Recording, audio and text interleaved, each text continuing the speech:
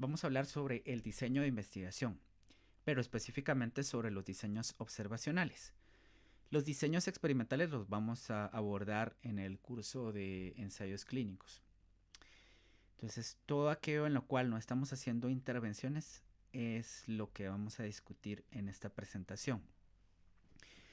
Los profesionales de la salud tienen múltiples responsabilidades, entre las cuales se puede mencionar el que estén actualizados permanentemente, que tengan la capacidad de leer de forma crítica los resultados de una investigación y buscar respuestas a las inquietudes que surgen día a día. Y el elemento inicial, pues ya vimos que es la pregunta de investigación. Pero la pregunta de investigación después debe de hablarnos de un diseño de investigación, de una forma en la cual vamos a responder a esa pregunta, porque hay múltiples formas de responder a esa pregunta. Todo lo que tenemos acá, como la lectura crítica de resultados de investigación, se va entendiendo a través de conocer cuáles son los diferentes diseños de investigación y cuáles son las posibles dificultades que se van a tener con cada uno de esos diseños. Dificultades como los sesgos, por ejemplo, que son los errores sistemáticos, y dificultades como la complejidad que lleva determinado tipo de estudio, como por ejemplo el disponer de un grupo control o de disponer de más de un grupo control. Por ejemplo, nosotros decimos, con todo esto que pasó del coronavirus, se empezó a hablar de muchas de las vacunas, perdón, y cómo podemos valorar si esa información que se nos está dando acerca de la efectividad de una vacuna es una información pues objetiva, que no hubo sesgos en esa investigación, que pues hay, podemos hablar de validez de esas investigaciones, ¿no? Entonces, todas esas herramientas de lectura crítica se van obteniendo empezando por conocer los diferentes diseños de investigación. ¿Qué es el diseño de investigación? Con el propósito de responder a una pregunta de investigación y cumplir los objetivos del estudio, el investigador debe seleccionar qué estructura va a seguir para poder investigar. Y esa estructura tiene que ver con ejercer un control de esa investigación que nos lleve a presentar al finalizar la investigación resultados válidos y confiables. Cuando he hablado con algunos de ustedes acerca de sus investigaciones, yo trato de ver, pues, digamos, las fortalezas de esas investigaciones, pero siempre quedan preguntas sin responder en cualquier investigación, ¿ya? Entonces, a veces las cosas se escapan de nuestras manos, planificamos las cosas de una manera. Por ejemplo, lo que pasó también con el coronavirus es de que ya no se tuvo acceso a muchas veces a las muestras que se habían planteado, ya sea el tamaño de la muestra o el tipo de pacientes. Entonces los resultados a veces no fueron tan confiables en ciertas investigaciones. Nosotros debemos de ser honestos cuando hacemos una investigación y hablar de las limitantes que tienen esos estudios y cuáles son sus alcances, por supuesto. Cada rama del conocimiento va a disponer de diferentes diseños de investigación. Entonces, lo que es, por ejemplo, para las ciencias económicas, posiblemente no se puede aplicar todo a las ciencias de la salud. La epidemiología tiene sus propios diseños. Entonces, ustedes ya han escuchado muchas presentaciones cuando les hablan de estudios de cohortes, de casos y controles, de los estudios transversales que se conocen en inglés como los cross-sectional, y en investigación clínica, que es investigación experimental, está el ensayo clínico aleatorizado y doble ciego, que es el más utilizado, ¿no? Pero entonces, ¿qué es el diseño de investigación? Ustedes han escuchado, por ejemplo, tipo de investigación y diseño de investigación. ¿Es lo mismo? Bueno, no es lo mismo, porque el tipo de investigación es la forma en la que nosotros clasificamos cualquier investigación. El diseño, ese sí es propio de determinadas ciencias, ¿ya? Entonces, el diseño es como una combinación de diferentes tipos de investigación para poder tener una herramienta que va a resolver nuestra pregunta de investigación. Y eso lo vamos a ver mejor con una tabla que yo les voy a compartir acá, donde está toda la clasificación de esos diseños. El diseño de investigación, ¿por qué va a ser importante? Porque el investigador que va a responder a una pregunta de investigación necesita conocer los aspectos más importantes de los diseños para escoger el que más se adecue a su pregunta y que también tenga que ver con las capacidades técnicas de conocimiento financieras que están disponibles para esa persona. Entonces yo les puedo decir, me encantaría hacer un estudio longitudinal, ¿ya? Que me lleve 10 años, pero obviamente para una tesis, bueno, a menos que sea un estudio de cohorte retrospectivo podría hacerlo, ¿verdad? Pero para una tesis de una maestría no podría trabajar con eso, sí debo de recolectar los datos y darle seguimiento a esas personas por ese tiempo. Entonces, por ejemplo, se me ocurre ahorita algo que me interesa investigar, que es la relación entre la rosácea y posibles resultados o enfermedades cardiovasculares, que se ha determinado que hay una relación en estas personas. Las personas que tienen rosácea posiblemente tengan un mayor riesgo cardiovascular que personas que no presentan esa enfermedad. Y para hacerlo necesito bastante tiempo. Ya entonces, esas cuestiones que son las limitantes eh, van a hacer también que nosotros elijamos un diseño que sea adecuado a todas esas limitaciones que tengamos, ¿no? Y entonces debemos de hacer un balance entre las diferentes opciones y lo que se nos adecua a lo que tenemos, ¿no?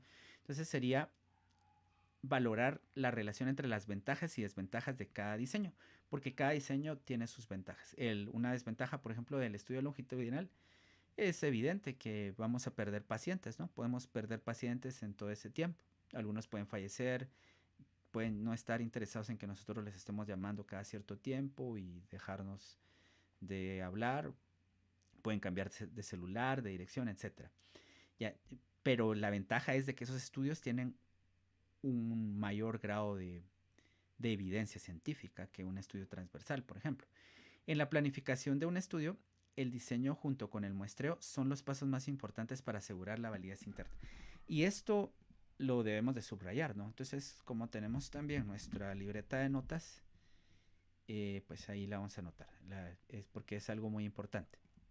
Entonces, ¿qué? La validez de los resultados de una investigación dependen fundamentalmente de qué diseño de investigación se eligió, un diseño que debería estar libre de sesgos y que los sesgos más probables ya los hemos considerado, y el muestreo. ¿Ya? Entonces vean qué importante es el diseño. El diseño y el muestreo nos van a asegurar que en el futuro tengamos resultados confiables, resultados válidos. ¿Ya?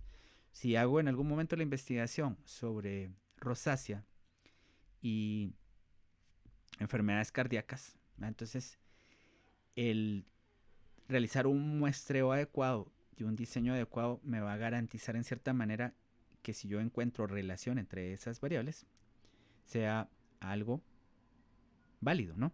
Y si no encuentro relación entre esas variables, pero yo hice bien mi estudio, entonces también tengo la misma confianza de decir, sí, la verdad es que no hay mayor relación, tal vez se ha encontrado relación en estudios transversales, pero en mi estudio soñado de pues, desenlace, pronóstico cardiovascular en personas con rosácea, si lo hice bien, llegué a la conclusión de que ya sea que hubo o no relación entre esas variables, estoy seguro de la validez de esos resultados. ¿Ya? Bueno, entonces ahora vamos a ver que también es importante realizar, conocer sobre el diseño de investigación, manejar ese tema muy bien, porque cuando estamos leyendo artículos de revista donde tenemos lo más nuevo que hay sobre cualquier evento, que si el índice de neutrófilos linfocitos me puede servir para evaluar, por ejemplo, eh, no sé, para, podría tener alguna relación con el control de la glicemia en pacientes diabéticos y sobre todo cuando no disponemos, por ejemplo, de hemoglobina glicosilada para hacer ese seguimiento. Y si tenemos una hematología, pues que es algo tan sencillo, ¿va? Entonces nos va a servir, ¿ya? Entonces, el valorar todas esas publicaciones consiste en tener una idea muy clara del diseño de investigación. Bueno, ese estudio fue transversal, ¿qué tanto le voy a creer? Ese estudio fue longitudinal, podría creerle más, pero aún así siendo longitudinal está libre de sesgos, aparentemente. Son preguntas que uno se hace, ¿ya? Entonces, todas esas cosas nuevas que surgen, ¿ya? las podemos ir valorando conociendo bien el diseño de investigación. Ahora veamos, esta que es la tabla que les había comentado, que es la tabla más importante de esta charla, nos habla tanto del diseño como de los tipos de investigación, y en muchos libros le llaman taxonomía de la investigación. Entonces, cualquier investigación yo la puedo clasificar como descriptiva, analítica o experimental, y eso se llama el alcance de la investigación. Es una forma de clasificar la investigación. También puedo clasificarla según la cantidad de mediciones, como transversal si a la misma persona le hago una sola evaluación, o como longitudinal si le hago diversas mediciones a esa misma persona. Como temporalidad la puedo clasificar como que si es prospectiva o si es retrospectiva. Según la manipulación de las variables, yo podría clasificar esto como observacional o experimental. Y por otro lado, también está pues la cuestión de que si lo clasifico como que es un estudio explicativo que le llaman, que es otra forma de hacer la clasificación, eh, o si es un estudio exploratorio, ¿no? Entonces son otras formas de hacer las clasificaciones. Pero bueno, entonces, ¿qué es el diseño? Si se dan cuenta, el diseño es algo para el área que estamos estudiando, que en este caso son la investigación en ciencias de la salud, y la combinación de diferentes tipologías o taxonomías. Entonces, por ejemplo, un estudio de incidencia, un estudio de cohorte, no cohortes, ya, cohorte, es un estudio descriptivo, es longitudinal y puede ser prospectivo, puede ser histórico y obviamente va a ser observacional. Entonces, la combinación de estas taxonomías nos dan en epidemiología un estudio que se llama de incidencia. ¿Queda claro eso que les estoy comentando, la diferencia entre diseño y tipo de investigación?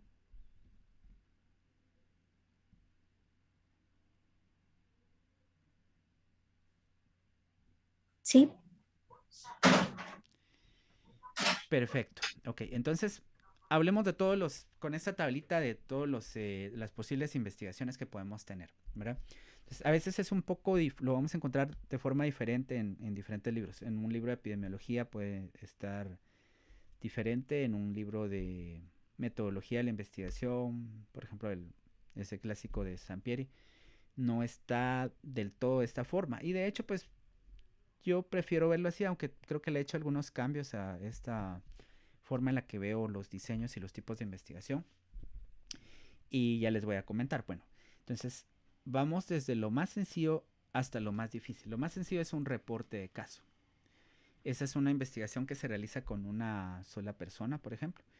Y ahí detallamos aspectos clínicos, epidemiológicos, antropométricos, por ejemplo, un paciente que tiene diabetes, que presentó tal complicación, una manifestación cutánea, por ejemplo, ya que es poco frecuente. Generalmente estos reportes de caso van dirigidos a enfermedades que son poco frecuentes, que nos llaman la atención y qué sé yo.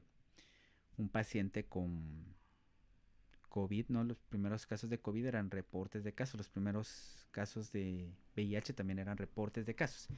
Pero ¿qué ocurre? Entonces ahí es una sola persona, ¿verdad? Eso es lo más sencillo. Es una investigación descriptiva, ¿verdad? Pero tenemos una única unidad muestral. Series de casos es cuando ya tenemos a más personas con esa presentación muy particular de una enfermedad. Por ejemplo, los primeros estudios sobre VIH eran de series de casos. Generalmente se identificaba que esa inmunosupresión severa se iba presentando en hombres que tenían sexo con hombres, ¿ya? Esa era una característica particular. Y estas personas tenían una manifestación clínica que era un tipo de neumonía causada por, ¿qué es? Un hongo, ¿ya? Neumocystis jirovecii, bueno, no recuerdo. Ya, esta agente etiológico era poco frecuente que causara una neumonía de ese tipo. Y entonces se dieron cuenta los primeros personas que fueron descubriendo esta enfermedad, ese patrón, ¿ya? Entonces, esas series de casos son estudios también bastante sencillos, con muestras pequeñas, 10, 15, 20. Y muchas veces tienen que ver con enfermedades raras, por ejemplo, neuromielitis óptica. Bien, ¿alguien, algún médico de todos ustedes que me quiera decir qué es la neuromielitis óptica, por ejemplo?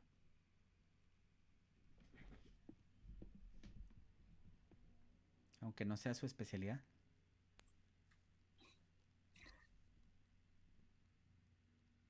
Eh, André, yo creo que es un daño del nervio óptico, pero no sé qué lo produce.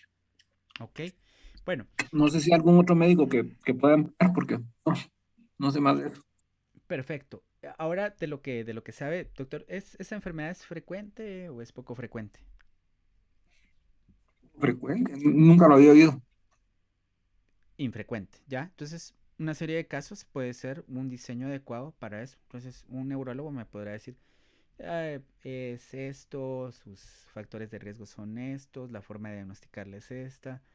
Hay una definición clínica de lo que se conocen como los trastornos del espectro de, de esa enfermedad. Pero ya, lo importante ahí es de que como es ese neurólogo también me va a decir, bueno, sí, yo he visto a algunos pacientes, he visto más por ser neurólogo, pero la verdad es que es una enfermedad poco frecuente. Ese diseño puede ser adecuado para eso, ¿no? Para enfermedades raras con una prevalencia bastante baja. Luego tenemos, gracias doctor, la caracterización.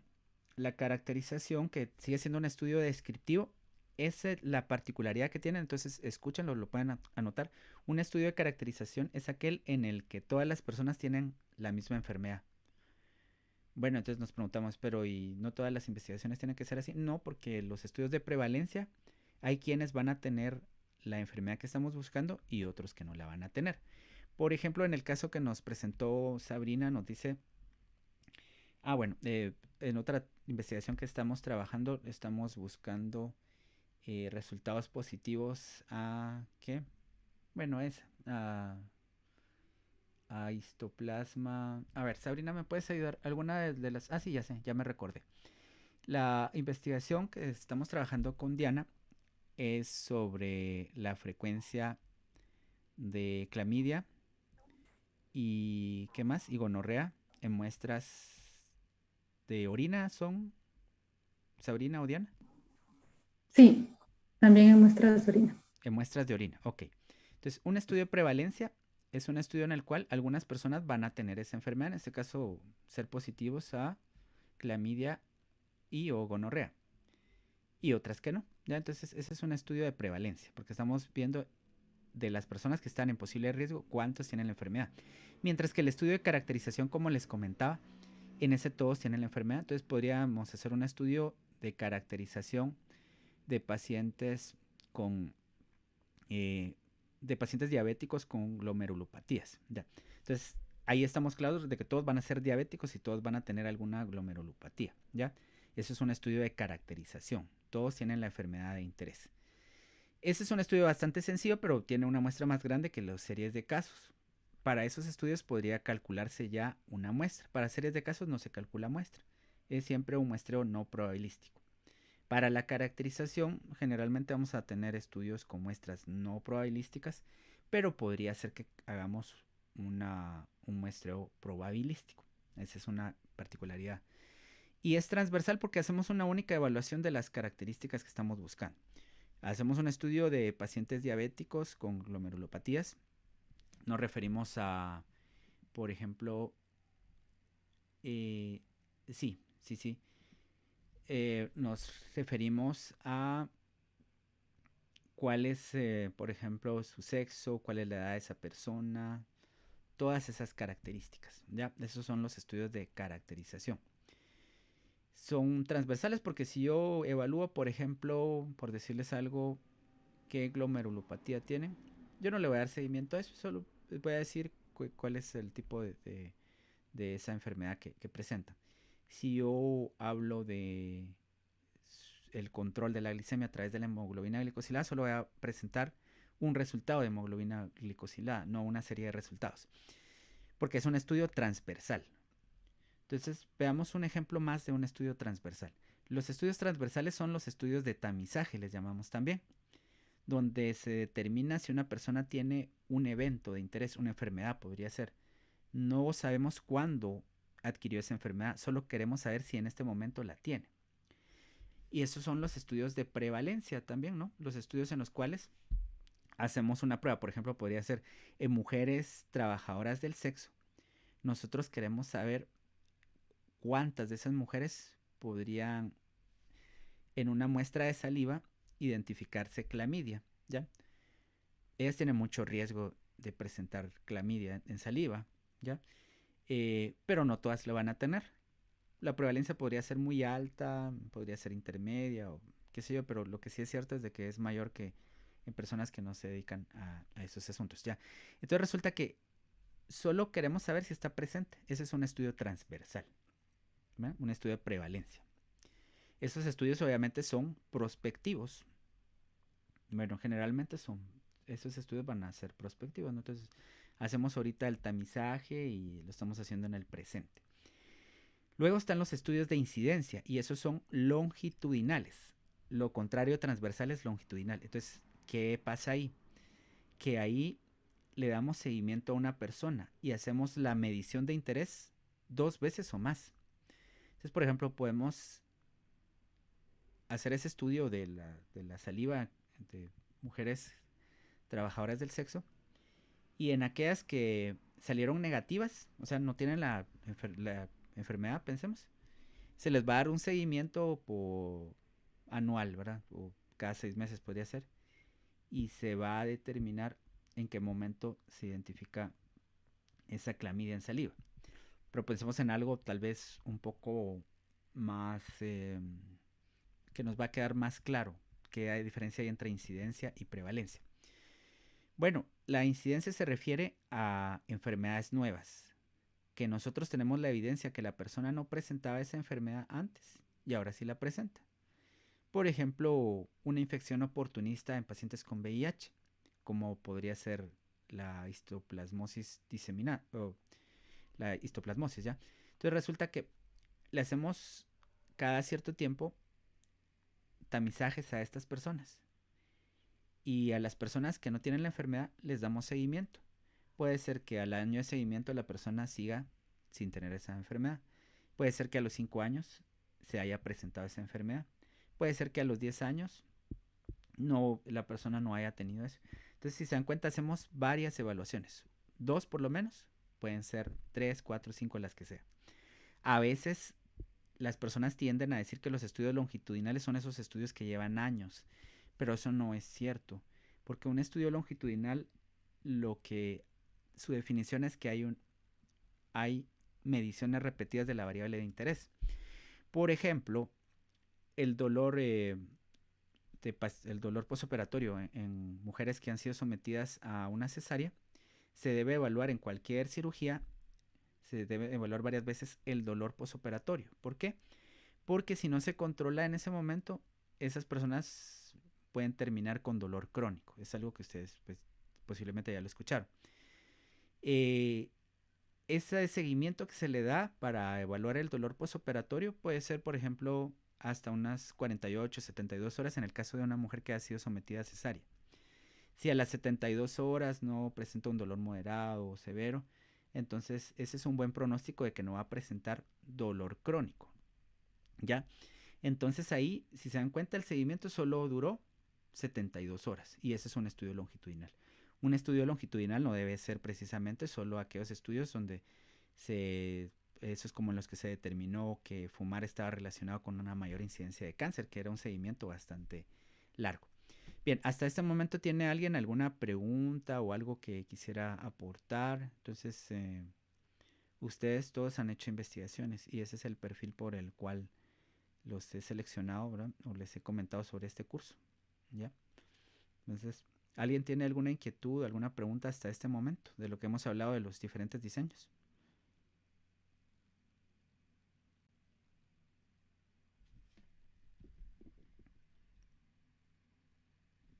Bueno, si no hay ninguna pregunta, entonces les comento. Ahora, esos estudios longitudinales pueden ser prospectivos o pueden ser retrospectivos. A los estudios de cohortes Retrospectivos les llamamos generalmente históricos.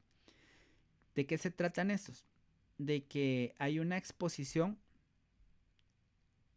que está presente en estas personas y que dado que tienen esa exposición se consideran que tienen riesgo de presentar el evento de interés. Pero el estudio de incidencia parte de hacer un estudio transversal, o sea, siempre se hace un estudio transversal que es hacer un tamizaje. Las personas que tienen la enfermedad, como ya la tienen, entonces ellos no ingresan al estudio porque ya tienen la enfermedad. Las personas que no la tienen, pero que están en riesgo porque están expuestas a ese evento, piensen rápido en algo muy sencillo: fumar y desarrollar cáncer de pulmón, o trabajar con algunos, pensemos, pesticidas y desarrollar en algún momento cáncer de pulmón. La exposición es fumar o pesticidas, ¿ya? O trabajar con asbesto podría ser. Ese es un estudio donde hay una exposición, donde la persona al inicio del estudio no tiene la enfermedad, o sea, en este caso cáncer de pulmón, y se le da seguimiento para saber si la desarrolla o no.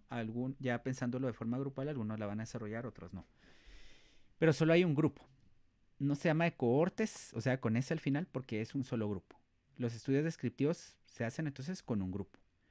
Yo he visto muchas veces que se comete el error y para eso van a leer también un artículo de revisión que yo hice y que publiqué hace como unos 5 o 6 años, donde está hablando de los errores que se cometen en la planificación de la investigación, por ejemplo, en el protocolo, ¿no? Entonces a veces ocurre mucho eso de que un estudio comparativo le llaman descriptivo. Y ahí es de las partes en las que me molesto, pues porque están hablando, por ejemplo, de la comparación, no sé, de la relación entre dos variables. Por ejemplo, podría ser hipotiroidismo y subclínico y dislipidemia. Ahí hay dos variables. Entonces, si mi estudio se llama así y me están diciendo descriptivo, ¿descriptivo cuándo? Si se supone que ahí estamos evaluando asociaciones. Entonces ahí es cuando ya ingresamos a los estudios analíticos, ¿ya? Es un error bastante sencillo, es que a todo le llamen descriptivo. No, ¿qué es descriptivo? Descriptivo es otra cosa. Y otro de los errores que se comete es que se le llama muchas veces a algo de una forma cuando se está haciendo otra cosa, pero que tiene que ver con la pregunta de investigación, ¿ya? Entonces vean, un estudio analítico requiere un cálculo de muestra diferente que un estudio descriptivo, ¿ya? Entonces, un estudio no se le llama analítico solo porque se hagan comparaciones.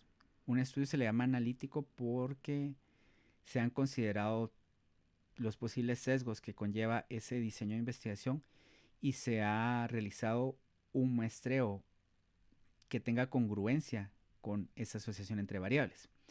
En un estudio analítico nosotros hacemos el cálculo del tamaño de muestra, eh, pues generalmente es definiendo una potencia y un nivel de confianza y haciendo referencia a una diferencia. Ya podría ser, si estamos haciendo la comparación de la prevalencia en el grupo A y el grupo B, la diferencia de proporción podría ser el cálculo de muestra que nos vaya a servir para eso.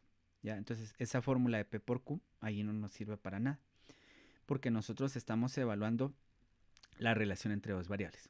Ese es un error que se comete bastante también. A cualquier diseño de investigación, usar la clásica fórmula de la estimación de una proporción poblacional. Porque si es un estudio de otro tipo. Bueno, volviendo a la explicación, los estudios analíticos ya sirven para evaluar asociaciones entre variables. Por ejemplo, hipotiroidismo subclínico y podría ser dislipidemia. En el ejemplo que me dieron antes era niveles de CD4 y positividad a antígeno de histoplasma en una muestra de orina. El más sencillo de todos estos estudios analíticos es el cross-sectional, es el estudio transversal analítico. Es un estudio en el cual tenemos un grupo control, pero estamos haciendo una única evaluación. Un ejemplo es ese del que les hablé. Yo hago una evaluación de las hormonas tiroideas y hago también una evaluación del perfil lipídico. Como ustedes se dan cuenta, y lo vamos a ver más adelante, se está recolectando la posible variable independiente y la variable dependiente al mismo tiempo. No estamos hablando de la temporalidad, que eso puede causar un sesgo.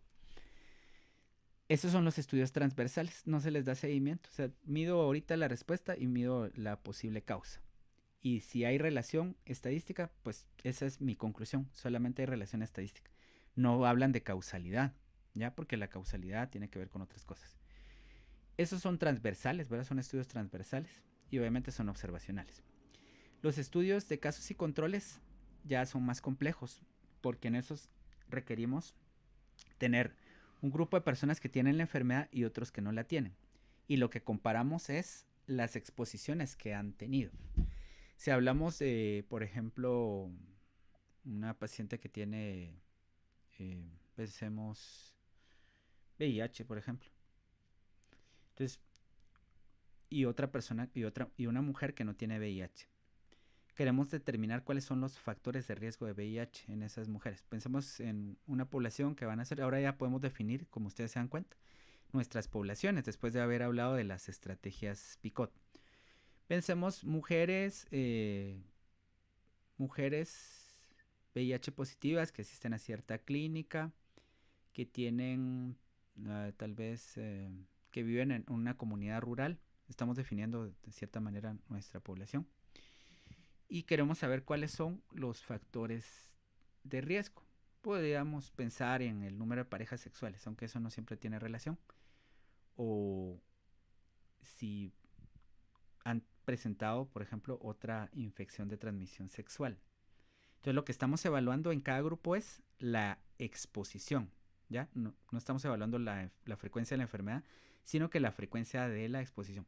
Eso es muy importante porque también muchas veces se comete el error que un estudio de cohorte se define, se le llama de casos y controles. Y van a ver más adelante que les explique un esquema donde nos va a quedar más claro. Eso es lo que se hace. Esos son estudios longitudinales, pero son retrospectivos, ¿ya? Porque estamos viendo información de antes, ¿ya? Lo que estamos evaluando son las exposiciones. Por ejemplo, una mujer que tiene cáncer cervicouterino, nos preguntamos si se vacunó contra el virus del papiloma humano, ¿ya? Esa es una exposición del pasado. Ahora, esos estudios, los estudios de cohortes, que son los que siguen, que tienen mayor evidencia. Partimos del presente con personas que no tienen la enfermedad, pero tenemos al menos dos grupos. Y sería aquellos que están expuestos, que tienen mayor riesgo, y los que no. Recordemos el ejemplo que les puse, que era cáncer de pulmón y uso de pesticidas. Entonces sería expuestos quienes usan pesticidas. Nadie tiene cáncer de pulmón que entre ese estudio. ¿Quién va a ser el grupo no expuesto? Los que no trabajan con pesticidas. Y ahí tampoco hay personas con cáncer de pulmón al inicio. Se les da seguimiento y se espera que si es un factor de riesgo, un factor causal, el uso de pesticidas, va a haber una mayor frecuencia, o sea, mayor porcentaje de casos de cáncer de pulmón en quienes usan pesticidas que en aquellas otras personas que realizan, por ejemplo, actividades agrícolas y que no tienen contacto con esos pesticidas. Como les dije, deben de haber al menos dos grupos, ¿ya? Porque pues hay estudios de cohortes que tienen varios grupos, ¿no? Entonces no hay que pensar de que solo tienen que haber siempre dos grupos. Incluso un estudio de casos y controles podría tener otros grupos, podría tener dos grupos de control, ¿ya? Entonces son detalles de investigaciones que podrían ser tal vez un tanto más complejas o que no se realizan mucho, pero que a veces la necesidad de responder a ciertas preguntas nos hace realizar ese tipo de estudios. Incluso hay otros que les llaman los estudios anidados. Un estudio de cohortes anidado en un estudio de casos y controles. Es decir, de que primero se hace el estudio de casos y controles y de ahí a los casos se les da seguimiento por alguna razón, ¿ya? Entonces, todo eso es para determinar las complicaciones. Ahí, en el momento que es un caso, esa es la enfermedad. Pero en el estudio de cohortes se le puede dar seguimiento a esa persona y esa enfermedad, que era la definición del caso, ahora va a ser la exposición. Y queremos saber adelante, por ejemplo, complicaciones, ¿ya? Entonces eso podría ser la variable de respuesta. Esos siguen siendo observacionales y pueden ser prospectivos o retrospectivos, pero si son retrospectivos generalmente les llamamos de cohortes históricas. Y finalmente los estudios experimentales, que está el experimental comunitario, el ensayo clínico, pero hay otras formas de hacer la clasificación. Esto no lo vamos a ver acá, entonces lo único que veremos es lo que está aquí en ese cuadro. Experimental comunitario son experimentos que se hacen en comunidades, no se selecciona rigurosamente a los individuos. La intervención se hace en toda la comunidad, como por ejemplo ponerle flúor al agua potable. Esa podría ser una intervención. Y se les llaman cuasi experimentales, ya porque ahí no hay aleatorización. El término cuasi experimento tiene que ver con que no hay una aleatorización. El ensayo clínico, por su parte, ese es un estudio que sí tiene una asignación aleatoria de los tratamientos a los individuos y se conoce como, según la manipulación, como un experimento puro. Y estos obviamente son estudios longitudinales y son prospectivos. Si se dan cuenta, el ensayo clínico se parece bastante al de cohortes. ¿Qué diferencia hay de que estos son experimentales? Esto quiere decir que aquí estamos manipulando la exposición. Aquí no, la exposición era natural, ¿ya? Les comentaré algo acerca también de la cuestión que le llaman experimentos nat naturales o etiológicos más bien. Bueno, ¿tienen alguna duda hasta este momento de este cuadro? Ahorita les voy a hablar con más detalle, pero quería saber si tienen alguna duda o para aplicarlo a alguna investigación que estén realizando en este momento. Yo sí tengo una duda, André. A ver. Em, por ejemplo, que 4 personas, digamos, 4 o 5 personas decidan hacer una intervención, digamos que entre ellas mismas, una intervención nutricional Uh-huh. De alguna dieta, X dieta, ¿verdad? Ok. En ese tipo de investigación entraría en un cuasi experimento, A ver. ¿verdad? Bueno, O me ya. podría guiar ahí. Ok. En realidad, no. O sea, sí y no, ¿no? No porque debemos de tener en cuenta que una investigación siempre va dirigida a presentar resultados válidos, ¿ya? ¿Y la validez de qué depende? Depende del muestreo y del diseño del estudio. ¿Y será que 5 pacientes me permiten llegar a una conclusión válida de lo que estamos evaluando? Y eso lo explico de la siguiente manera, porque eso es algo que también veo bastante. Un ensayo clínico siempre debe tener un cálculo de tamaño de muestra, ¿ya? Entonces, y basado en un método analítico. Entonces, por ejemplo, los estudios que tienen que el evento de la intervención, las intervenciones se pueden clasificar de acuerdo a su tamaño del efecto. Hay intervenciones que tienen un efecto grande, otras que tienen un efecto moderado y otras que tienen un efecto pequeño. Las intervenciones que tienen efecto pequeño, el cálculo de muestra nos dice de que requieren muestras grandes. Por ejemplo, decirle yo, eh, beber ciertos licuados o batidos, como ustedes les llamen, puede hacer que disminuya el peso de una persona. Posiblemente sí. ¿Qué efecto tiene eso? Un efecto pequeñito. Realmente el efecto es pequeño. O sea, que requiere una muestra grande. Entonces, siendo congruente con la validez, para poder identificar un efecto pequeño se requiere una muestra grandísima.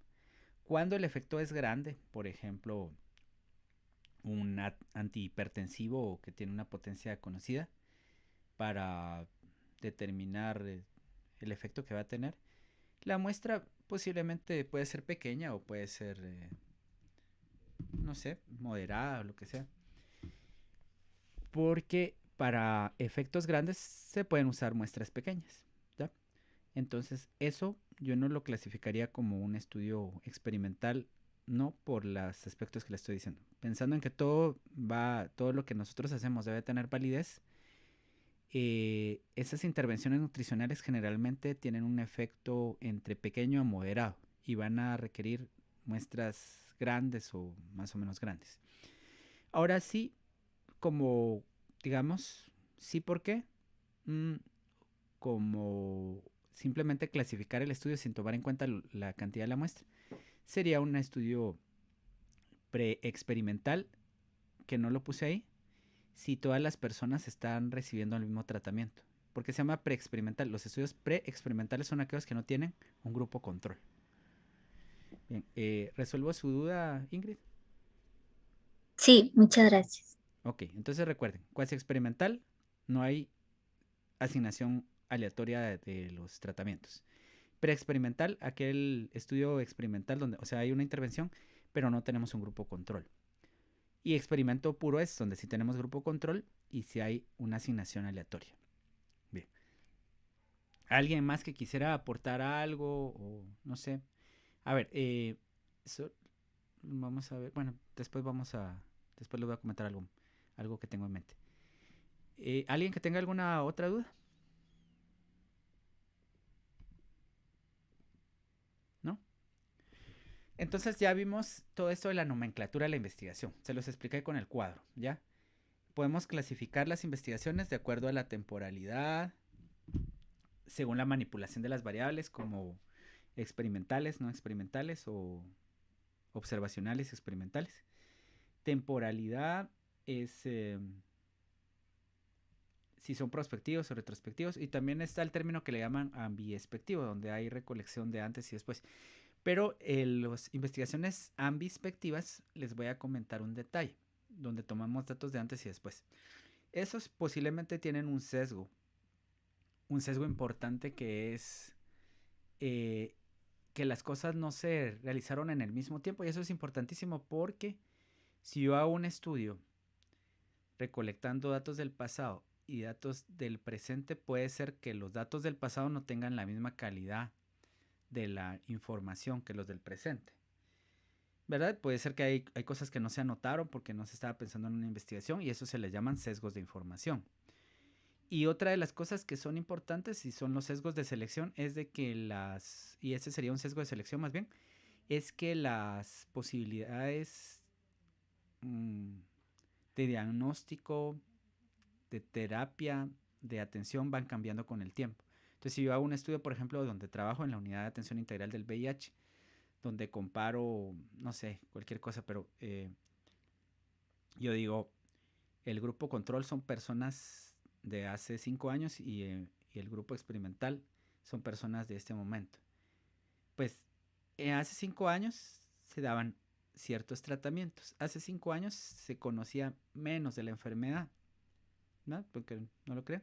Hace 5 años lo que se hacía en la clínica es, digamos que lo que se hace ahora es mejor, porque es una clínica que siempre basa toda su atención en pues, en una lectura crítica de lo que hay disponible ahora, ¿no? Ahora tenemos medicamentos más seguros, más equipos de diagnóstico. Entonces, esos estudios ambispectivos no son del agrado de muchas personas por esos detalles que hay. Siempre pueden haber sesgos de selección y sesgos de información en el mismo estudio, ¿ya? Entonces, veamos. Según el alcance de la investigación, analíticos y descriptivos. Descriptivos, fotografías de lo que está pasando. Analíticos, identificar causas, factores de riesgo, relaciones entre variables. Y según la novedad de la investigación, lo exploratorio, y después estaría lo confirmatorio. Un estudio confirmatorio siempre requiere que haya antes un estudio exploratorio.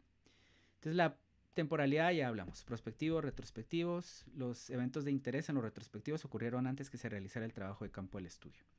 Según la manipulación de las variables observacionales, no hay manipulación de variables, y también se les llaman no experimentales, ¿no? Yo prefiero llamarles observacionales. Por definición, un estudio descriptivo es observacional. Entonces a mí tampoco me gusta cuando yo leo algo que dice estudio descriptivo observacional. Es tácito que es observacional, ¿no? O que diga transversal observacional. También, todos los estudios transversales son observacionales. Luego dice que en los experimentales hay manipulación. ¿Pero qué es lo que se manipula? Lo que se mide o la variable independiente. La variable independiente se manipula porque a unos se les da un tratamiento y a otros no. Aunque eso sea aleatorio, ¿no? O sea, hay una manipulación ahí. Eso no es natural como está ocurriendo. Transversales, recuérdense, una única medición en el tiempo, y longitudinales, más de una medición del tiempo de la misma variable en el mismo sujeto o de varias variables. Entonces, un estudio donde estoy evaluando la tasa de filtrado glomerular de pacientes que están siendo sometidos a un tratamiento experimental es, en primer lugar, es un estudio experimental. Y obviamente va a ser longitudinal porque estoy midiendo varias veces en la misma persona, en cada una de las personas, esa variable de interés. Y descriptivo es, cómo está la situación de las variables que se estudian, la presencia o ausencia de algo, la frecuencia con que un fenómeno ocurre, en quiénes y en dónde ocurre, cuándo se presenta. Analíticos, por qué sucede determinado fenómeno, cuál es la causa, el factor asociado a ese fenómeno, cuál es el efecto de esa causa o factor de riesgo. Según la novedad de la investigación, exploratorios, el primer acercamiento al problema. Estos generalmente tienen muestreos no probabilísticos, y cuando ya estamos pensando en hacer análisis estadísticos, estos no deberían de tener estadística inferencial porque no son muestreos probabilísticos. Posiblemente la muestra no se calculó tampoco, ¿ya? Entonces no deberían de tener ni intervalos de confianza, ni pruebas de chi cuadrado, ni nada de eso, porque eso asume de que pues se haya hecho un muestreo aleatorio. Los confirmatorios, ya hay antecedentes de investigaciones previas donde se confirma lo encontrado en investigaciones exploratorias. Y los correlacionales evalúan asociaciones cuando ya hay investigaciones exploratorias previas. Correlacional y confirmatorio, a veces yo no entiendo la diferencia, pero bueno, yo suelo decir un estudio exploratorio o un estudio confirmatorio. Eso de correlacional es un término que no me gusta, porque para eso hay una mejor palabra, que es un estudio analítico, ¿ya? Correlacional es algo que se usa de una forma muy genérica en cualquier área de investigación. Es decir, este fue un estudio correlacional porque se están relacionando variables y qué sé yo. Pero en ciencias de la salud nosotros les llamamos estudios analíticos. ¿Alguna pregunta hasta este momento?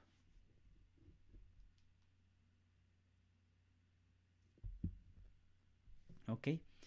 Entonces, para determinar qué diseño es más adecuado para responder a determinada pregunta, hay que hablar del planteamiento del problema, de las ventajas y desventajas de cada diseño, y dentro de esas desventajas están los sesgos, los alcances de la investigación y la factibilidad del estudio. ¿Qué son los alcances? Es hasta dónde queremos llegar. ¿Queremos determinar si algo es la causa de una cosa o solo queremos ver si están relacionados? Por ejemplo, el estudio de la rosácea. Si yo solo quiero un alcance de tipo, bueno, un alcance limitado, yo podría decir, voy a hacer un estudio transversal analítico. Quiero determinar solo si hay relación entre rosácea y, por ejemplo, riesgo cardiovascular. ¿Cómo hago ese estudio? Tengo un grupo de pacientes con rosácea y otros que no tienen rosácea, mi grupo control. A ambos grupos de pacientes les hago una evaluación del riesgo cardiovascular, por ejemplo, con una herramienta como podría ser Framingham. Ya. Entonces, yo lo que determino es si el riesgo cardiovascular en general es más alto en los pacientes con rosácea. Pero ahí no estoy hablando de causalidad, porque evalúo de forma simultánea la respuesta, que es el riesgo cardiovascular, y la exposición, que es la rosácea. Entonces, el alcance es puramente estadístico. Si yo encuentro relación entre esas variables, solo digo que hay una relación estadística. Relación causal, no, definitivamente no. Para eso necesitaría hacer un estudio longitudinal, un estudio de cohortes. El diseño servirá para guiar los siguientes aspectos de la investigación: población blanco, población de referencia, muestra, cálculo de tamaño de muestra, método de muestreo. Bueno, pues entonces yo digo, ¿es un estudio analítico? Bueno, requiero un cálculo de tamaño de muestra basado en,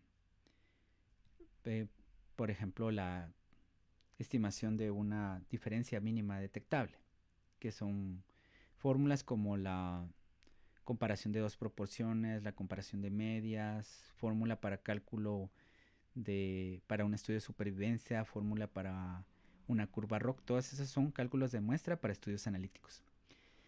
Las estrategias de recolección, tabulación, organización de datos. Bueno, entonces, ¿cómo voy a recolectar, tabular los datos? Ahí hay muchos aspectos que hay que considerar. cosas tan sencillas como que a veces me presentan los resultados de un estudio de casos y controles. En una hoja están tabulados los casos y en otra hoja u otro archivo los controles. Todo debe ir en la misma hoja, ¿no? Evaluación de la confiabilidad y validez de los instrumentos de recolección de datos. Entonces hay que evaluar su confiabilidad si es que eso aplica. Si son, por ejemplo, escalas de Likert o qué sé yo, o instrumentos psicométricos, podríamos evaluar la confiabilidad. Y la validez de los instrumentos, eso sí se evalúa en cualquier instrumento. Hay formas diferentes de evaluar la validez, pero ya les hablaré en la clase correspondiente a eso. Unas pueden ser a través de la comparación con un estándar de referencia, otros son la validez de contenido, la validez de constructos, son cosas bastante diferentes. Las estrategias de análisis descriptivo, inferencial, multivariante, asociativo, todo eso tiene que ver entonces con el diseño. Es un estudio, como les dije, exploratorio. Bueno, ahí nos está pensando en estadística inferencial. Es un estudio de casos y controles. Ahí necesito estadística inferencial y estadística multivariante. ¿Ven? Entonces es algo que va a tener relación con todo eso. La descripción de los criterios de interpretación de datos. También, ¿no? Entonces vamos a decir cómo se van a interpretar todos esos datos. Entonces aquí tenemos este esquema que nos habla de la jerarquía de la investigación. Cuando lo que tiene menor jerarquía, según la medicina basada en la evidencia y la epidemiología, es la opinión del experto. Porque pues una persona, por más pacientes que vea, no ha sistematizado toda su información, a menos de que haya hecho un estudio o varios estudios. Y ahí su opinión está fundamentada en esos estudios que está realizando. Eso es diferente, ¿no? Los reportes y series de casos aportan un poco más que esa opinión del experto. Los estudios descriptivos, un poco más. Los transversales analíticos, después. Los de casos y controles, después los de cohortes. Ustedes van a encontrar esta pirámide en muchas presentaciones o lo que sea, pero esta la hice yo porque creo que hacía falta agregar algunas cosas. Por ejemplo, transversales analíticos, ¿ya? Estudios descriptivos. Eso no aparece por ahí. Luego están los ensayos clínicos aleatorizados. Después estarían las revisiones sistemáticas y de último los metaanálisis. Esa es entonces la pirámide de la evidencia biomédica. Y bueno, los estudios observacionales o no experimentales pueden clasificarse como descriptivos o analíticos. A veces la diferencia es solo formal, no es de que haya algo que los divida por completo. O sea, una cosa tiene relación con otra, ¿no?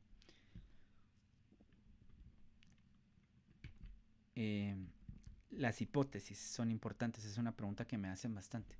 ¿Un estudio descriptivo tiene o no hipótesis? Sí puede tener, o sea, un estudio descriptivo puede tener una hipótesis de frecuencia. Por ejemplo, cuando se aplica una prueba de T para una muestra, podría ser la concentración de metales pesados de plomo, por ejemplo, en aguas de comunidades donde hay una alta prevalencia de enfermedad renal crónica es mayor a el límite tal. Ese es un estudio descriptivo porque solo tenemos un grupo, que es esa comunidad donde hay esas comunidades donde hay muchos casos de enfermedad renal crónica. O sea, hacemos nuestro muestreo, por ejemplo, tomamos 20 muestras de esos lagos, ríos, lo que haya por ahí, y estamos comparando contra un valor teórico, ¿no? Esa puede ser una hipótesis para estudios descriptivos. Generalmente no se hacen esas hipótesis, pero se piensa de que solo los estudios analíticos tienen una hipótesis, cuando pueden también estar en estudios descriptivos. En un estudio como ese debe de haber una hipótesis, porque estamos diciendo que las concentraciones de metales pesados son superiores a lo que debería ser normal para que lo consuma un ser humano, ¿no? Y entonces los estudios descriptivos, ya les comenté, casos individuales de caracterización, de prevalencia, de cohorte descriptivo y ecológicos. Las ventajas son útiles en la descripción de casos raros. De todos estos estudios descriptivos, generadores de hipótesis, son un estímulo para la realización de otros estudios, pero sus desventajas es que tienen alto potencial de sesgos, ausencia de grupos de comparación, imposibilidad para medición al azar. Por ejemplo, un estudio donde yo dijera riesgo cardiovascular en pacientes con hipotiroidismo subclínico. Entonces llego a la conclusión posiblemente que la frecuencia de personas con riesgo moderado o alto es muy alta en personas que tienen hipotiroidismo subclínico. Pero como no estoy usando un grupo control, o sea, lo único que puedo hacer es comparar con otras publicaciones anteriores, como por ejemplo una publicación que me diga, en una población de Guatemala población general de Guatemala se hizo un estudio para determinar cuál es el riesgo cardiovascular de personas adultas. Ojo que es población en general, ¿ya? O sea, hay enfermos y personas sanas, ¿ya? Incluso personas que tienen hipotiroidismo y otras que no lo tienen, que tienen otras enfermedades. Y entonces dice, por ejemplo, el riesgo alto es del 20% en adultos de Guatemala. Eso dice una publicación anterior, un estudio grande.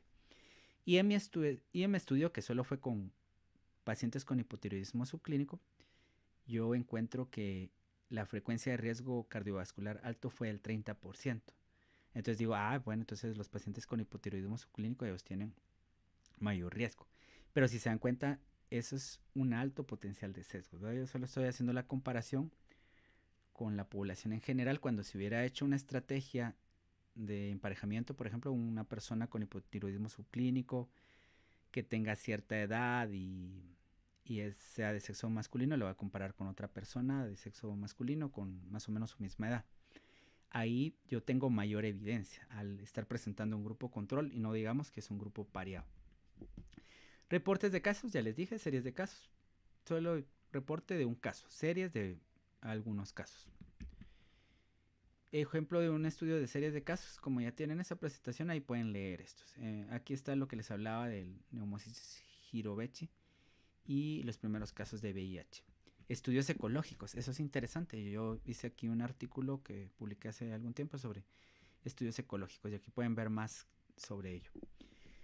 Los estudios ecológicos son aquellos en los cuales las unidades muestrales son comunidades. Entonces ya no decimos pacientes, sino que podrían ser comunidades. Estos están relacionados con un tipo de sesgo particular que se llama la falacia ecológica. Por ejemplo, nosotros vamos a diversas comunidades y vemos cuál es la tasa de vacunación en esas comunidades y lo estamos relacionando con mortalidad por enfermedades infecciosas. Entonces decimos, en tal comunidad la tasa de vacunación es tanto y la mortalidad por enfermedades infecciosas es tanto. En otra comunidad tenemos este dato y este otro dato. Pero al final el estudio está trabajando con grupos. No nos está diciendo si la persona que se vacunó falleció o no, ¿verdad? Nos está diciendo que todo el grupo ahí está en la frecuencia de ambos eventos.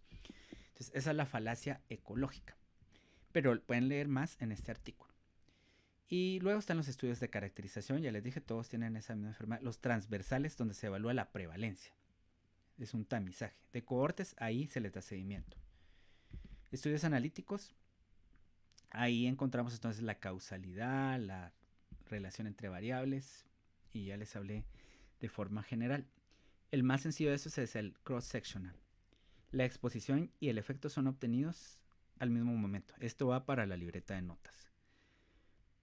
Debido a eso solo podemos hablar de asociación estadística, pero no podemos hablar ni de factor de riesgo, que un estudio transversal no nos va a identificar factores de riesgo, y tampoco causalidad. Ya les voy a hablar más acerca de la causalidad posiblemente en la próxima clase. Las ventajas es que son bajos costos. Limitación es que la dirección que tome la relación de causalidad es ambigua, ya que puede ser dirigida entre ambos sentidos. ¿Qué fue primero, la exposición o la enfermedad? No lo sabemos porque es un estudio transversal. Entonces, por eso mismo, estos estudios solo nos hablan de asociación estadística. La información obtenida es muy reciente como para tener un significado etiológico, o sea, no se puede hablar de causas. Como las mediciones se ubican en un determinado lugar y tiempo, los casos que se involucran se les llaman casos prevalentes. No es adecuado para estudiar daños de baja prevalencia, sino que daños de una prevalencia alta. Cuando la enfermedad es poco frecuente, lo mejor es hacer estudios de casos y controles. Orientan a la planificación de estudios con mayor evidencia. Entonces vean, este esquema es muy importante también porque nos dice las diferencias que hay entre un estudio transversal analítico, los de casos y controles y los de cohortes. Por ejemplo, la población, el desenlace que podría ser la, digamos, dislipidemia y la exposición que podría ser hipotiroidismo. Entonces tenemos pacientes con hipotiroidismo y pacientes eutiroideos. En ambos se evalúa cuál es la frecuencia de dislipidemia. Pero estamos midiendo al mismo tiempo la dislipidemia, la estamos diagnosticando en ese ratito, y estamos evaluando si estas personas tienen o no hipotiroidismo. ¿Qué ocurrió antes? Puede ser que el paciente ya tenía dislipidemia antes de presentar hipotiroidismo, pero no lo sabemos. O puede ser que se desarrolló en algún momento dislipidemia después de que el paciente haya presentado las alteraciones de las hormonas tiroideas, ¿no? Y bueno, entonces en los estudios de casos y controles, ahí el presente es identificar casos y controles. Y vemos en su historial clínico cuántas personas están expuestas a los eventos de interés. Por ejemplo, una mujer que en este momento presentó preeclampsia, nos preguntamos en su historial clínico a cuántas citas de atención prenatal asistió. Y lo mismo en una que no tuvo preeclampsia, cuántas citas de atención prenatal asistió. La exposición podría ser menos de 4 citas de control prenatal. Esa es la exposición que se evalúa de la misma forma en ambos grupos. Pero la exposición está en el pasado. Entonces vemos la frecuencia de la exposición. En cohortes tenemos personas que están expuestas y no expuestas. Como les digo, aquí pueden ser más grupos. No hay que pensar que solo pueden ser 2 grupos. Yo puedo decir, voy a hacer un estudio de cohortes donde quiero determinar la relación entre tabaquismo y cáncer de colon, por ejemplo. No expuesto es la persona que no fuma. Un grupo expuesto podría ser pacientes exfumadores. Ya ese es un nivel de exposición. Y otro grupo expuesto puede ser fumadores activos, ¿ya? Entonces vemos de que no siempre hay que pensar que solo es 2 grupos. Pueden ser 3 más grupos. Y porque pueden haber diferentes niveles de exposición. Y lo que pasa es de que en este momento estamos en el presente donde nadie tiene la enfermedad, nadie tiene cáncer de colon. Se les da seguimiento a personas sanas en ambos grupos. Ellos fuman, ellos no fuman, pero ninguno de ellos tiene cáncer de colon. En el futuro puede ser que algunos desarrollen en ambos grupos la enfermedad y otros no. Entonces vean qué interesante es este esquema, ¿no? Y también podemos explicar los estudios retrospectivos de cohortes, porque sí pueden haber estudios de cohortes retrospectivos. ¿Y qué ocurre con ellos? Bueno, entonces para eso voy a usar otro diagrama. En los estudios de casos y de transversales analíticos, la medida del efecto es la razón de prevalencia o puede ser el odds ratio. En los estudios de casos y controles, la medida para evaluar el tamaño del efecto es el odds ratio, ¿ya? Y pueden haber casos y controles con grupos emparejados donde el odds ratio se calcula de otra forma diferente, o con grupos independientes. Veamos qué nos dice de estos estudios. En estos estudios no hay sesgo de medición del efecto, porque ahorita sabemos quién está enfermo y quién no, pero sí puede haber un sesgo de la medición en la exposición. Una mujer que ahorita presenta, por ejemplo, cáncer cervicouterino o posiblemente unas lesiones precancerosas como NIC2, no sé, ¿se vacunó o no? Puede ser que sí se haya vacunado ya contra el virus del papiloma humano, pero no lo recuerde. Entonces, por eso hay implícito un sesgo de medición de la exposición, ¿ya? Entonces son sesgos de tipo de información, lo son pues, pero se les llaman sesgos de medición de la exposición. Son útiles para investigar enfermedades raras, es decir, de baja prevalencia. Entonces veamos acá. Aquí este ejemplo ustedes lo van a leer detalladamente, pero lo que sucede es de que estos son los casos y estos los controles. Lo rojo que tienen aquí es la frecuencia de la exposición en ambos grupos. Si se considera que la variable de interés que estamos investigando, esa exposición es un factor de riesgo, lo que tiene que ocurrir es de que en el grupo de casos la frecuencia de exposición debe ser mayor que en el grupo de controles. 30% acá, 10% acá. Estudios de cohortes, estudios longitudinales. de cohortes, a diferencia de cohorte. Cohorte es un solo grupo. Cohortes son 2 o más grupos. Lo que se mide es el riesgo relativo para hablar del tamaño del efecto. Estos son costosos, requieren un tiempo de seguimiento de los sujetos de investigación, son útiles para estudiar factores de exposición raros. Vean, esto es una característica importante. Permiten cuantificar la incidencia y evaluar la causalidad, los efectos de la exposición a muchos factores.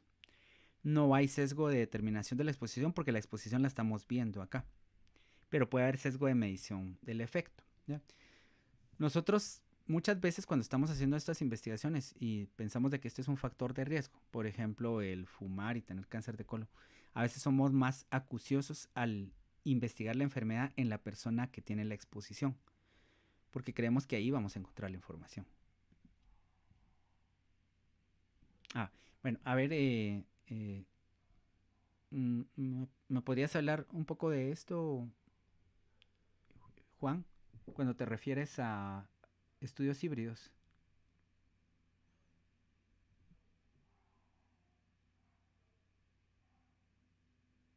Perfecto. Te refieres a esos, los anidados que les llaman. Sí, claro. Entonces, hay estudios, por ejemplo, estudios de casos y controles. Les voy a poner aquí un pequeño ejemplo.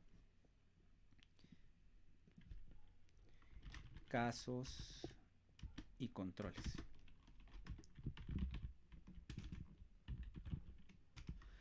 Entonces aquí están los casos, los que tienen la enfermedad, y aquí están los controles. En ambos grupos se busca la exposición al factor 1, por ejemplo, al factor 2, al factor 3, todo eso. Se compara la exposición a esos factores en el grupo de casos y controles. Hasta ahí es un estudio de casos y controles. Pero resulta que a los casos los vamos a seguir estudiando, ¿no?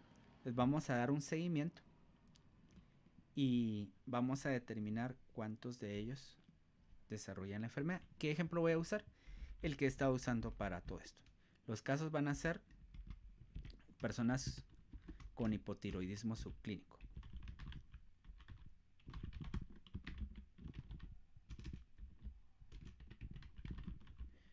Y los controles van a ser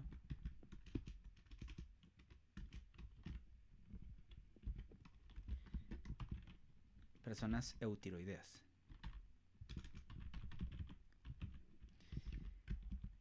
Los factores que se investigaron, bueno, a ver, ¿qué me ayuda? Eso sí no lo sé. ¿Qué factores de riesgo hay para hipotiroidismo? ¿Algún médico que me apoye con eso?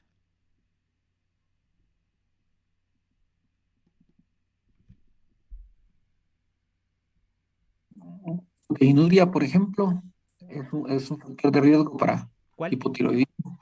Proteinuria. Proteinuria. Ya, ok.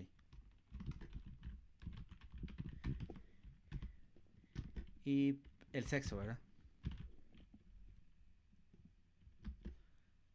No sé qué más, en fin. Esos son los factores de riesgo que se van a investigar. Gracias. ¿Y en qué momento es híbrido, como nos dice Juan Bindel? Ya, pues, por ejemplo, yo quiero continuar con los casos haciendo una investigación y yo les voy a dar seguimiento para determinar la incidencia de síndrome coronario agudo. Este está bastante complicado, este estudio, pero si se dan cuenta, en el momento en el que este ya es un estudio de cohortes que está anidado en un estudio de casos y controles, el ser caso, o sea, tener hipotiroidismo subclínico, ahora se convierte en la exposición. Porque ahora el tener hipotiroidismo es la exposición y el evento de interés es que haya un síndrome coronario agudo. Bueno, entonces, ¿qué más? ¿Qué nos hace falta? Ya vamos a terminar. Perdón que me tardé un poco más, pero es por el tiempo que se perdió en lo que cuando nos servía la otra plataforma. Para finalizar, veamos esto, que los estudios de cohortes pueden ser también históricos. Entonces, ¿qué es lo que ocurre? Aquí está la población de estudio y la exposición es del pasado. Obviamente esos tienen menor evidencia que los cohortes prospectivos, porque ahorita estamos viendo la exposición en el presente y en el pasado. Posiblemente podría atribuirse a una exposición que no ocurrió, pero sobre todo se hace cuando se cree que la documentación, hay un sistema muy bueno de documentación, de monitoreo, por ejemplo, en la clínica de enfermedades infecciosas, que es donde yo trabajo, ahí se tienen los expedientes, hay un departamento de monitoreo que se encarga de revisar, de digitalizar los datos médicos de los pacientes, algunos datos, y qué más, hay control de calidad de esa información. Entonces se puede confiar bastante de esas exposiciones, sobre todo si eran cosas que ya estaban establecidas. Como decir, a este paciente siempre se le hizo una evaluación de niveles de CD4. También, porque eso se hacía siempre para darle un tratamiento adecuado al paciente. Siempre se hacía una evaluación de enfermedades oportunistas para asegurar que el paciente tuviera un buen pronóstico y una buena calidad de vida. Ahí se pueden hacer estudios de cohortes históricas, porque hay los medios físicos, logísticos y todo que nos permiten confiar en los datos del pasado. Entonces en el pasado estuvieron expuestos y en el presente podemos identificar a quienes tienen el evento de interés. Esas son las cohortes históricas. Entonces aquí hay algunos ejemplos. Bien, entonces quisiera ver si ustedes me pueden apoyar con esto, ¿no? ¿Sí? Si quieren participar. Eh, este, ¿qué diseño tiene? Caracterización, ese sí. Diabéticos con daño glomerular. Prevalencia de hiperparatiroidismo. Pues es un estudio transversal o es un estudio longitudinal. A ver quién me dice qué tipo de estudio es. Transversal. Perfecto, entonces estamos evaluando la enfermedad. No sabemos cuándo ocurrió, solo sabemos que está presente, es transversal. Incidencia de peritonitis, entonces va a ser el estudio longitudinal. Longitudinal. Ya, pero ¿este es longitudinal descriptivo o es longitudinal analítico? Descriptivo. Descriptivo, porque solo hay un grupo de pacientes que reciben diálisis peritoneal. No nos está diciendo, ¿verdad?, de que lo vamos a comparar con otros pacientes que tienen otra forma de terapia de reemplazo renal. Factores de riesgo de rechazo de injerto en pacientes post-trasplante renal. ¿Qué será ese? De cohortes, de casos y controles, transversal analítico. Tal vez transversal analítico. Bueno, transversal analítico no, porque recuerde que yo les dije que en los estudios transversales analíticos no se podían evaluar factores de riesgo, solo se hablaba de variables asociadas. Tal vez es un detalle muy que tenga que ver con las palabras, pero no son para evaluar factores de riesgo. ¿Qué será entonces?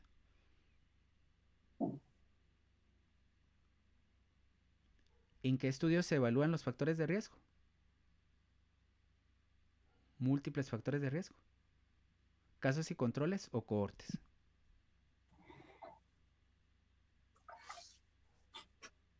Cohortes. Casos y controles. Entonces, Ah. aunque no siempre es así, ustedes tengan como que el chivo, digamos, en la cabeza, que es, hay excepciones, obviamente. En casos y controles se evalúan múltiples factores de riesgo, pero una sola enfermedad, ¿verdad? En cohortes se mide una sola exposición, pero pueden evaluarse múltiples desenlaces. Por ejemplo, en un paciente con hipotiroidismo subclínico se puede evaluar mortalidad, mortalidad cardiovascular, síndrome coronario agudo, dislipidemia. Todo eso se puede evaluar porque son múltiples respuestas, pero una sola exposición. Aunque a veces eso también puede variar un poco. Pero como para tener una mejor idea, piénsenlo de esa manera. Entonces, casos y controles. Letalidad en pacientes con enfermedad renal crónica, según terapia de reemplazo renal utilizada. Según terapia de reemplazo renal utilizada. ¿Qué será ese? Esto lo pensaría yo como un estudio de cohortes, Per- utilizando una cohorte con cada una de las terapias. Perfecto, cohortes. La letalidad es un evento que se va a dar en el futuro, es muy evidente, pues, o sea, digamos que hay muchas cosas que cuesta investigar. Infección del sitio quirúrgico no, es fácil. Una nueva enfermedad que no saben en qué momento ocurre, esas son cosas más complejas. Pero la letalidad, pues, se muere y se muere, y ya está. Asociación entre calidad de vida actual y la estimación de la función renal en los últimos 3 meses. ¿Qué será eso? Casos y controles. A ver, ¿en qué Oh. momento se está evaluando la calidad de vida y la estimación de la función renal de los últimos 3 meses? Bueno, tal vez no quede tan claro, pero este podría ser un estudio transversal analítico. ¿Ya? ¿Sí? Sí, tal vez habría que Ujú. definirlo mejor. Vale. Entonces, bien, se dan cuenta de que ahorita ya tienen más herramientas para poder valorar cómo se va a hacer una clasificación de un estudio. Entonces, aquí hay algunos ejemplos con los que pueden también probar si están bien. Dice, incidencia de peritonitis en pacientes con enfermedad, es lo mismo, ¿verdad? Entonces, diálisis peritoneal. Entonces, lo que hacen es unir esto con estudio de ¿con qué sería aquí? Longitudinal descriptivo. Bueno, entonces eso lo pueden ver. ¿Tienen alguna pregunta?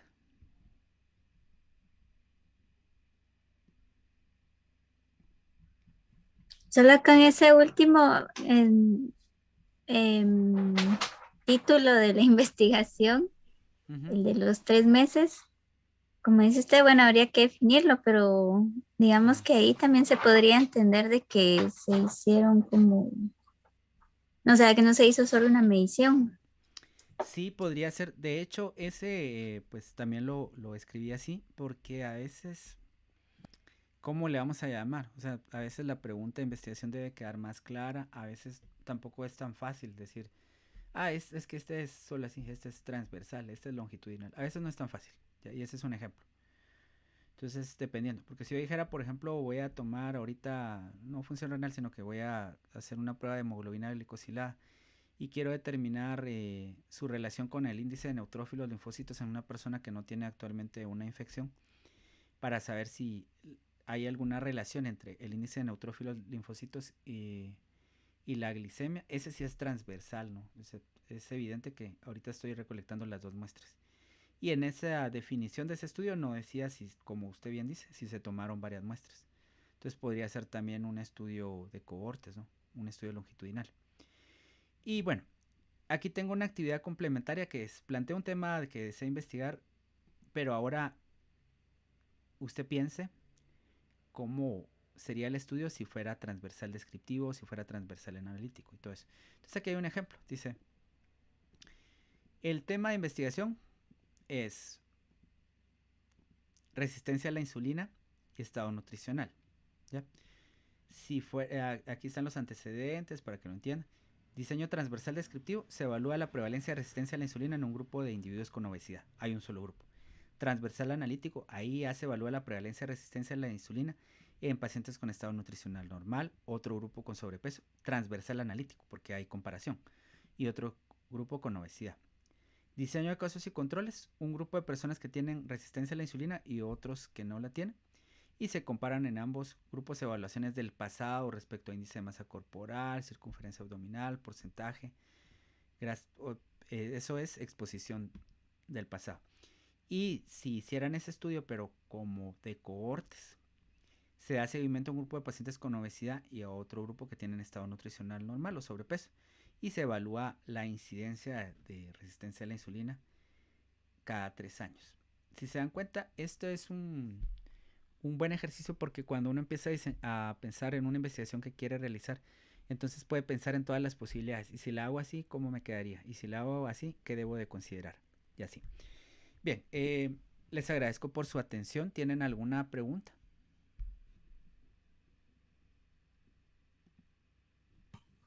Todo claro, licenciado, muchas gracias. Bueno, gracias por su interés y por estar hasta ahora. Que tengan todos una feliz noche y seguimos en comunicación. Y mañana estaría el curso de bioestadística para los que estén interesados. Siempre en el horario, pero pues ya mañana coordino qué plataforma voy a usar y les aviso con tiempo. Que estén bien todos. Hasta luego. Feliz Muchas noche. gracias, feliz Feliz noche. noche a todos.